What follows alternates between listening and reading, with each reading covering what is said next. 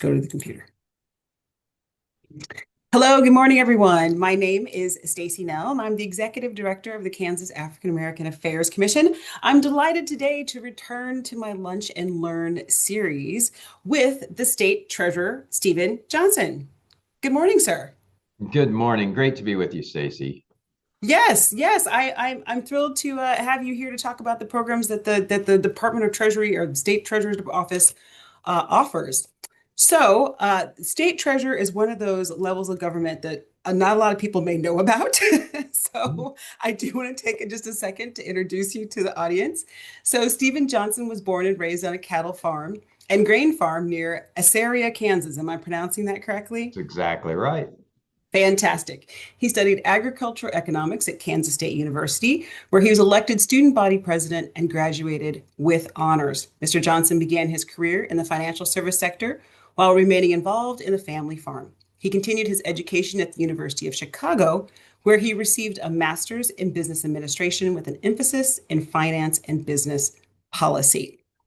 Mr. Johnson was elected as the state's 42nd treasurer in 2022. He currently serves on the board of directors for the National Association of State Treasurers and the vice chair of the College Savings Plan Network. He is committed to serving Kansas as both a reliable banker for state funds and a responsible fiduciary of investment dollars. There we go. So that is who you are. So thank That you. is it. And actually, it's fun. I didn't expect fun. So that was good.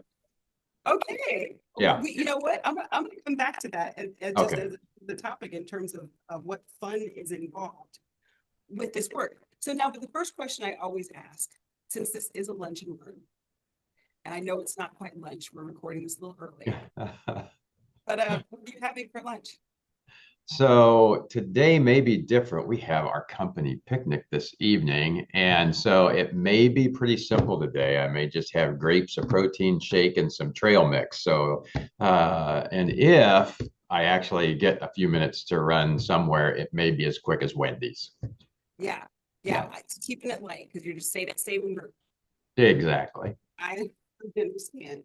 I've just got some leftovers. My older daughter actually did a really good job making dinner last night. It was very tasty. So I've got some leftovers.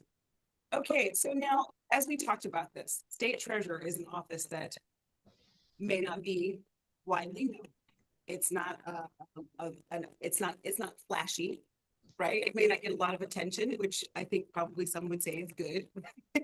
So Right. can you just give us an overview? What is the Office of the State Treasurer? What does your day generally entail?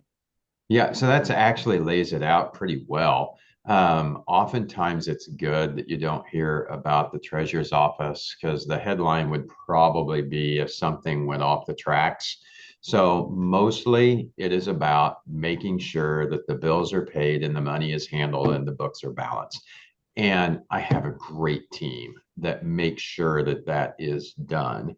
As we look through that, there's about 36 billion a year that flows through the state's hands. So that comes through the office. We get daily reports. We're close to the first of the month. The first of the month has a little more activity with some payments that go out. So on the first 2 days, it was negative about 600 million that went out versus what came in. Third day, we got about 330 million in over expenses. So some of that has come back already, but then it is managing the cash so that we can pay those bills day to day. And that's done. Tax revenue in and out, or like tax revenue in versus bills going out. So when you say Exactly. All of those things. So tax revenue is lumpy. Then there are a lot of federal funds that come in, and it's all of those dollars that are being distributed through agencies, et cetera.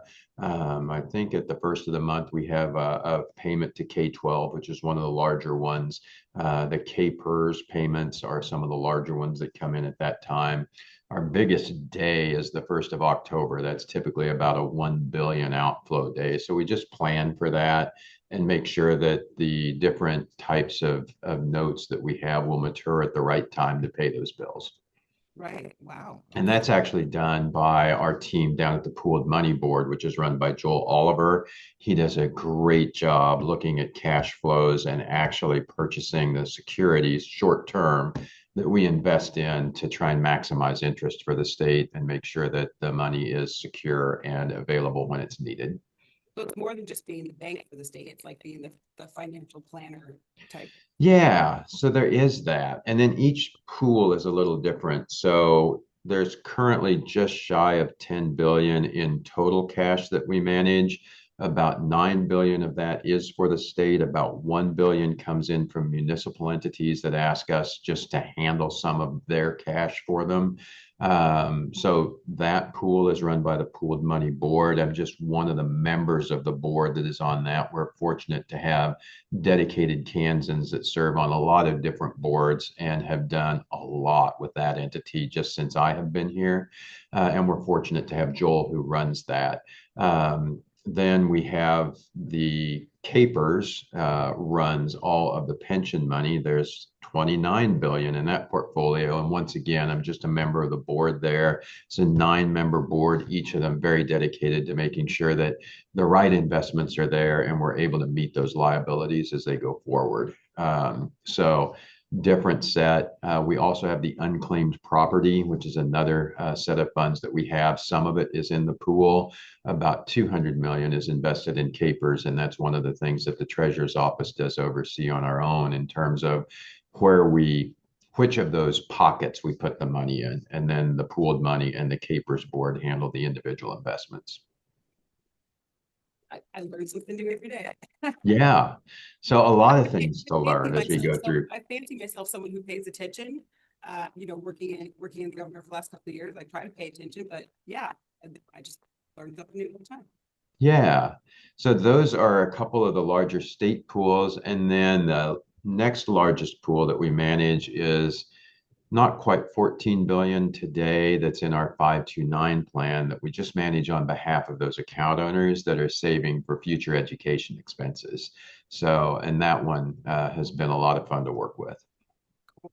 So you've mentioned two programs, and those two ones I really want to spend a lot of time talking about. One being the 529 that you just mentioned, and then earlier you mentioned the unclaimed property.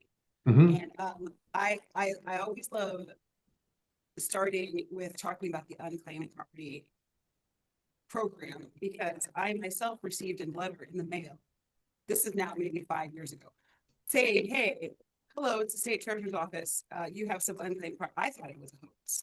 I completely was like, "This is a scam," and was tempted to ignore it. But I actually called, like independently of the letter, I called the treasurer's office at that time, and they're like, "Oh no, it's true." And it was maybe, I mean, it wasn't like thousands upon thousands of dollars. I think it was like a paycheck maybe that didn't get picked up. But can you tell people about this program? Because I think that's one of the most fascinating things, just in terms of how it actually touches practically probably every Kansan. What is that program about?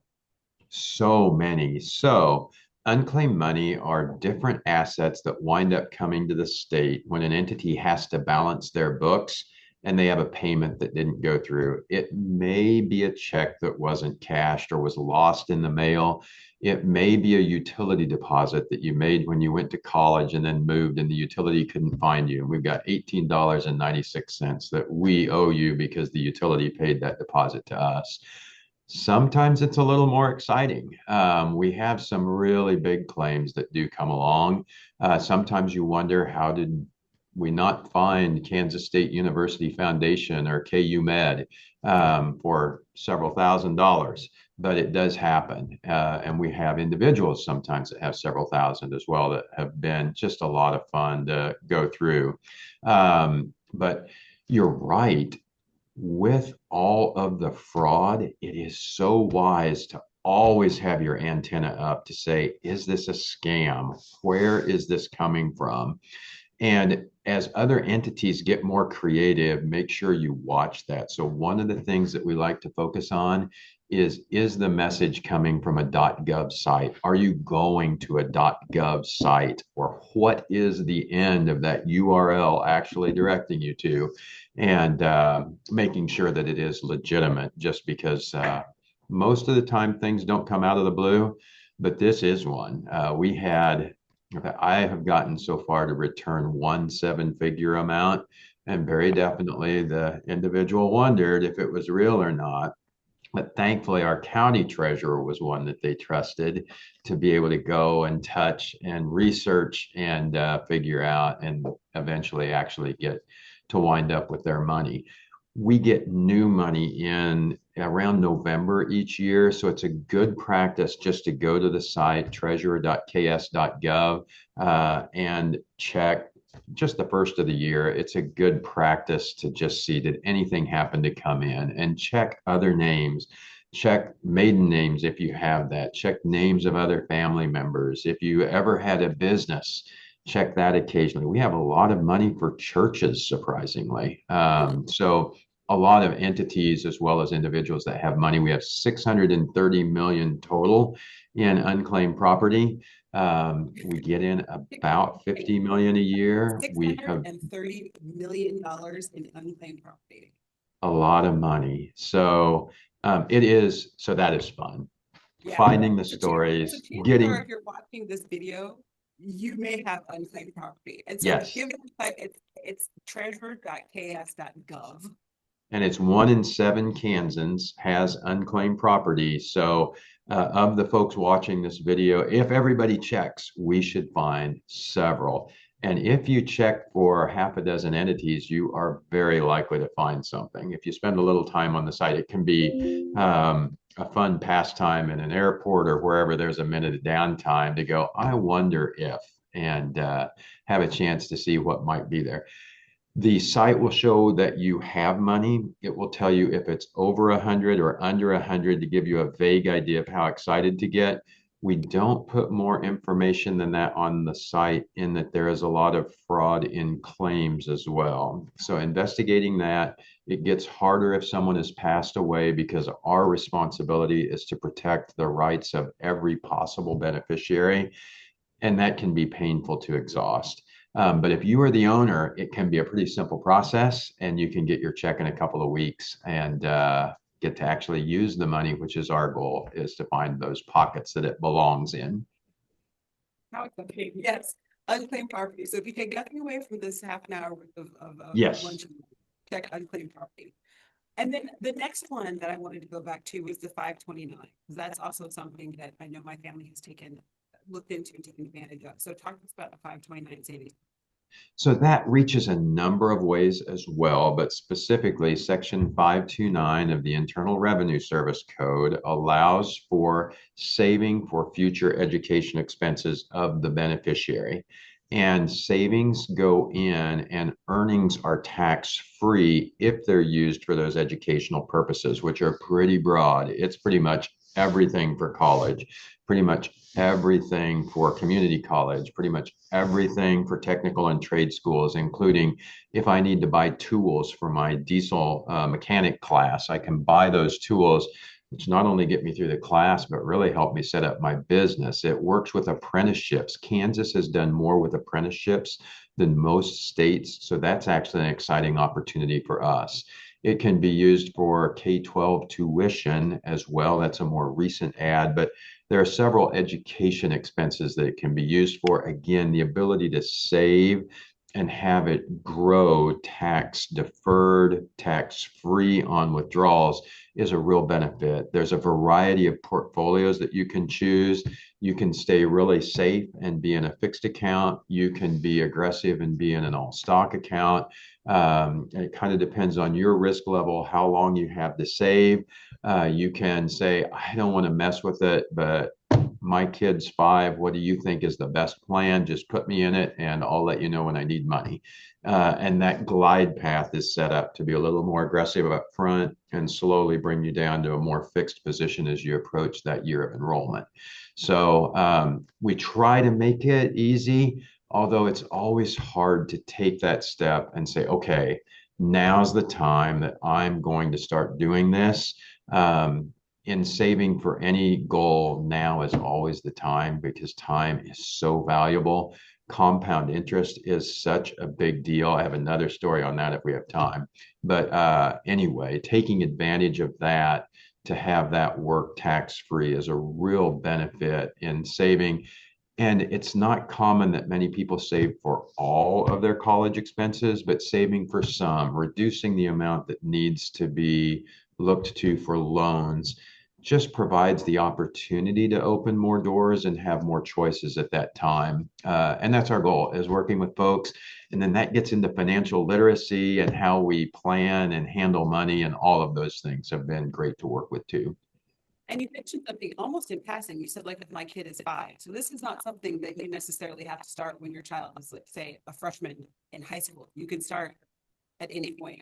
You can start as soon as you have a social security number for that beneficiary. You could even start earlier than that. I could be just getting out of college and my first job and open one for myself. And then when I get married and have children, change the beneficiary to my child, because you can change the beneficiary up and down the family line. And it's very flexible in how that works.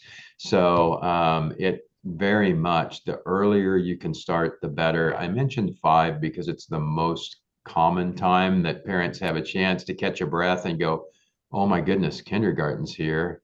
What's coming next? Let's get after it. But if you can do it earlier, it's even better. If your child is a freshman, don't think that it's too late. You get a tax deduction in state for a contribution up to 3,000 per beneficiary. Husband and wife could each take a 3,000 deduction on their state income tax. So there are state benefits with the plan as well. And just trying to help people stretch those dollars as far as they can to achieve goals.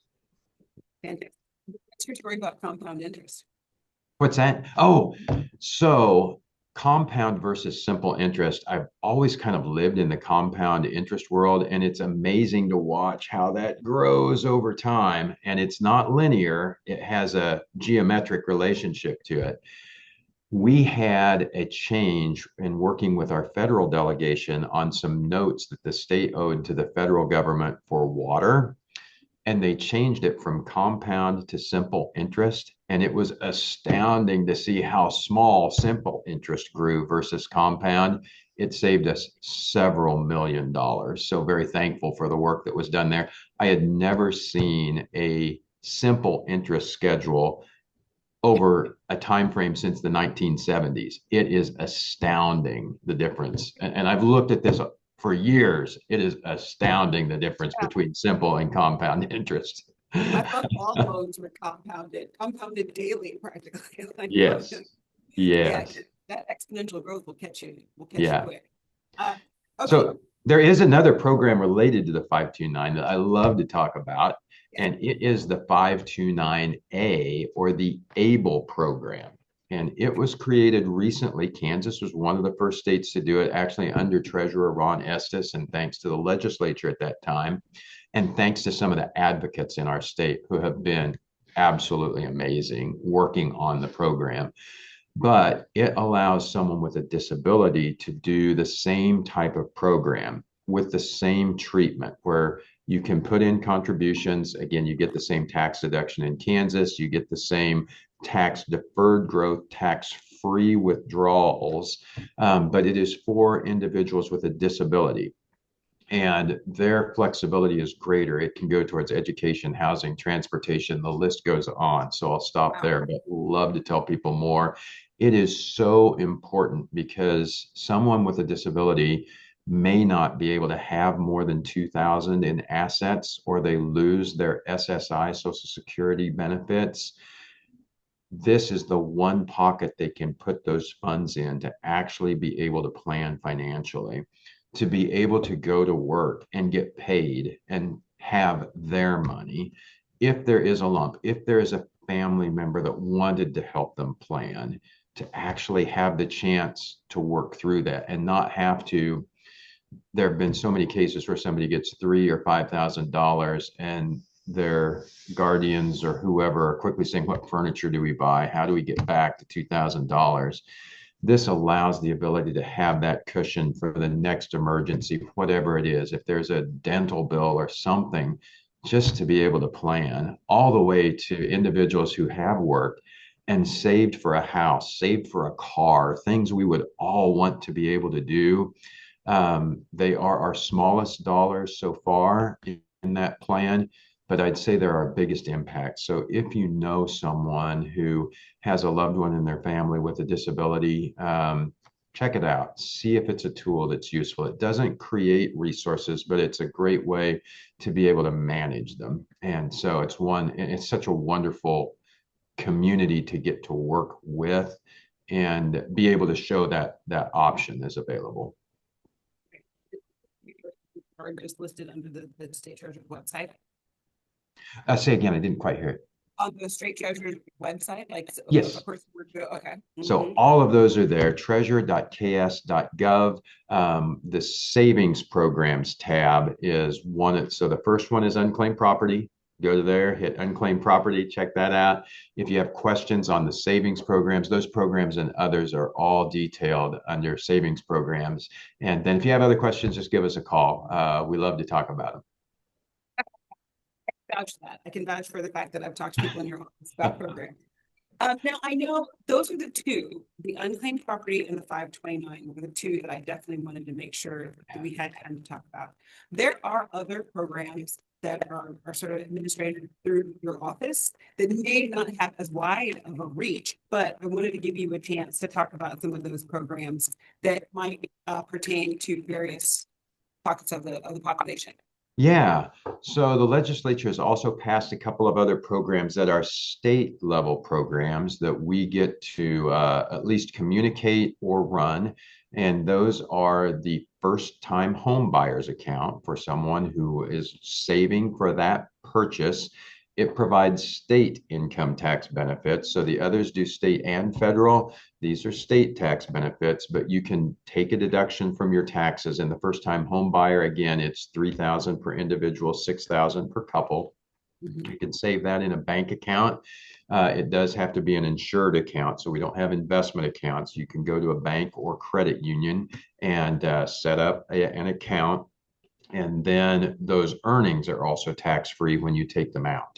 So setting up a savings account, a CD. We had our first promotion with FBKC in the Kansas City area. That bank had a special promotion on the first time home buyers account when we had, I think June was first time home buyers month. And they partnered with that to try and just get the word out that it was available, and other financial institutions are working on it as well. One that just came out this July is the adoption savings account. Same concept for a family working to be able to adopt. The legislature passed a more generous limit on the deduction. That deduction is $6,000 per individual, $12,000 per couple. And again, saving through a bank to be able to prepare for all of the expenses that go along with that process. But those are two of the other savings programs that we have. Fantastic. And I think, yeah, so that may not exactly, we're not adopting it, we're past the point of first time home buyers, but these are programs that are out there and may not have the awareness is the word I'm looking for. Exactly. And they're hidden in the treasurer's site with a website for all of the details that are there. And we're trying to do what we're able to get the word out. And there are not big promotion budgets on it, but we appreciate forums like this just to help people know, to share it with people who might be in those situations. And that's one of the reasons why I asked you to come on and talk about some of these smaller programs. I don't have the largest of audiences, but if it reaches 2 or 3 people, that would be fantastic. So now, are there any other programs going on? Like I know I'm cheating because I get like the newsletter from this. Yeah. So I made a list of everything in the most recent newsletter. So you talked about financial literacy. Like, are there programs dealing with financial literacy? There are, and now we're getting to fun. So thank you for asking. We'd love to come up with more. So if people have good ideas, but how do we help people just get better at the business of handling money? So the 529 is a specific tool to be able to save that can be useful. But I was lucky to have some folks across the state come and say, here's something we'd like to see you do. So one of those ideas that has really gone great for us is our program on women and money. And that just provides a forum to get information. And our goal with that and as we go further, hopefully there are other programs as well, is just to provide a safe forum where you can ask questions. And part of our goal, more than that, is to help you identify what is the next question that you might want to ask. Whether you're just getting started and saying, how do I get out of debt? How do I get to that? I feel like I'm trying to get on the first step. And that's the hardest one. So how do we get there all the way through some of the more complicated estate planning questions that each of us has? And what might I need to know? In terms of what questions, our sponsors are amazing. They made it so possible. They gave us such a quality opportunity for an event, as well as the information that they bring, which are banks, financial services companies, others across the state and even outside of the state that touch Kansas that were kind enough to help us. Our next event is November 6th.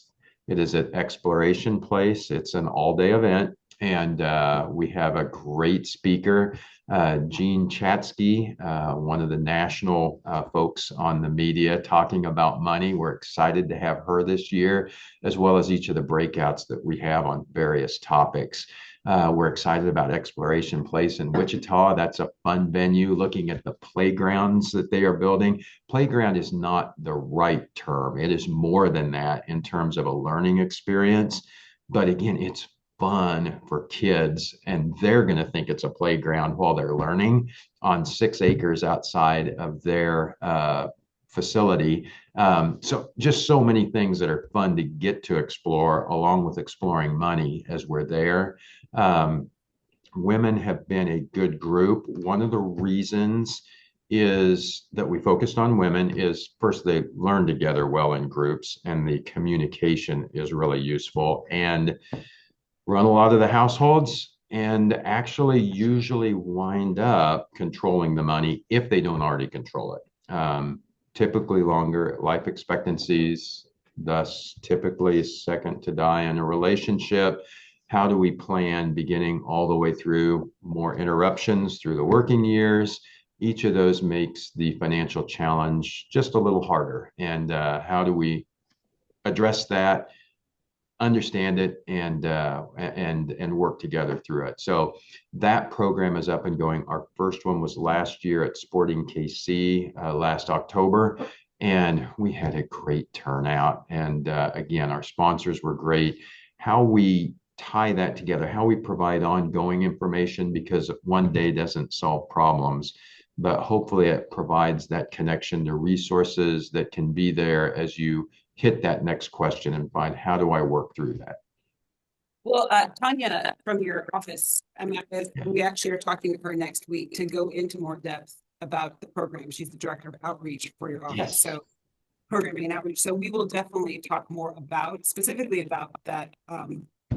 Wonderful. The Women of Leadership and that event that's coming up in Wichita. So we'll get all the details about that out. And then lastly, believe it or not, we only have a few minutes left in the half an hour. I wanted to ask, just out of curiosity, so the World Cup's coming. Yes. Do we feel like that's going to have a financial impact on our state? So it will, and it'll have a financial impact that ripples beyond the area, given the number of teams, the number of people coming in, the length of the stay, everything that will happen in economic activity for those people to live, to celebrate everything that's going to happen. So that will be a lot of fun to watch. So with the 529 World, we did take on a sponsorship with Sporting so that we could live in that world just a little bit more also, and work to get our message out through the Kansas families that were involved. So it was a 3-year contract that we entered into. And then the World Cup is coming along, which is going to be a great bonus through that in terms of getting that word out. One of the things we were excited about was getting our logo on the jerseys for those youth soccer players in the Kaw Valley League on the Kansas side. And so that several moms will likely have to launder those uniforms a few times, and we're hoping they'll wonder, what is this next goal thing? And anyway, but excited about our partnership, but very excited about what it'll do for the economy. Right? Just getting your name, getting your logo out Yeah. there. I understand. That's always key. Yeah. Okay, and our just in our last few moments, like we've touched on all the things that I definitely wanted to ask about. Is there anything else you wanted to say? Or you mentioned earlier that it's just more fun. This job It is is. just more fun than you thought it So was. I have a great team. There were great people in the treasurer's office when I got here. I've been able to add some folks who are phenomenal. You mentioned Tanya, who you'll hear from. She's absolutely one of those people, and I could continue And on. Tom and I went out to Western Kansas to Dodge and Liberal and Gardner. Because I went with my office just to let people know about the Yeah. Kansas African Affairs Commission. And I said, "Hey, Tom, do you want to come and talk about unclaimed property?" So yeah, Tom and I have been through the nether regions of Kansas. Tom is amazing. He is always thinking. He's always thinking of how to make things better. And I could continue down the list and would love to. But what is so encouraging is to see truly dedicated public servants who are thinking about how do we make this office better? How do we make services better, more accessible for Kansans? What might that look like? And constantly working to break the box, perhaps, and say, what's a better way of making this happen? And I'm just so thankful to get to work with them. I look forward to coming to work every day. Other partners, our partners in school banks, are a great way to teach kids about money. I hope there are more schools that would embrace that. If somebody has a question about how that's set up, Washburn Rural has a great model, in large part thanks to Senator Brenda Dietrich, who was the superintendent and saw how to partner with the bank and really make it thrive. So that I think one of the best ways to learn stuff is through a simulation, but the only better way is the real life. So seeing that happen in the school world has been phenomenal. Thank you. Well, thank you so much, Stephen Johnson, for joining us to talk today about the programs that are offered through the Kansas State Treasurer's Office. I appreciate it. I appreciate the work that you guys do. I know financial literacy is something that is of concern in my community, because a lot of times people just don't talk about money. Like it's one of these things you don't talk about. It's like, oh, money, how do you handle money? So people don't think about planning for the future. But well, thank you so much. I will put links to the treasurer's, the treasurer, no, the treasurer.ks.gov. They'll be in the show notes and all those things. And I want to thank everyone for joining us today. And thank you, Mr. Johnson, for coming. Thank you, Stacy. Thanks for thinking about the Treasurer's Office financial literacy and letting me be on. Thank you very much. Everybody have a great day.